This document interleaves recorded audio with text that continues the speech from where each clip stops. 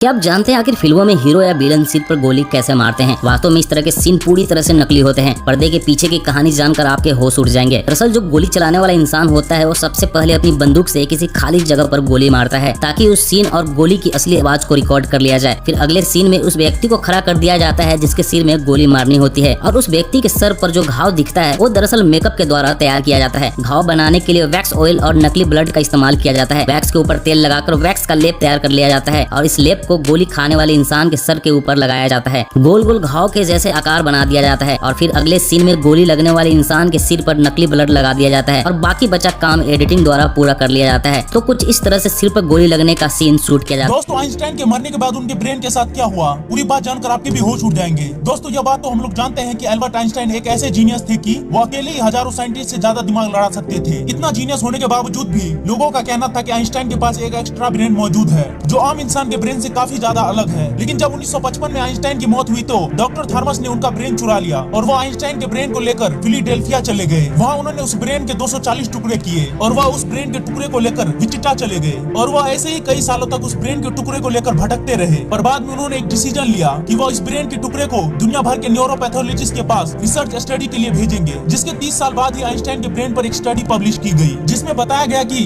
इनके ब्रेन का कॉर्पस कॉलोजम कुछ ज्यादा ही बड़ा था, जिसके कारण इनके लेफ्ट और राइट ब्रेन का स्ट्रॉन्ग कनेक्शन था और इनके ब्रेन का पैटर्न भी सबसे अलग था और इनके ब्रेन में हद से ज्यादा न्यूरॉन्स फ्लो करते थे। इसीलिए ये आम इंसान के मुकाबले हजारों गुना ज्यादा इंटेलिजेंट थे। आज भी आइंस्टाइन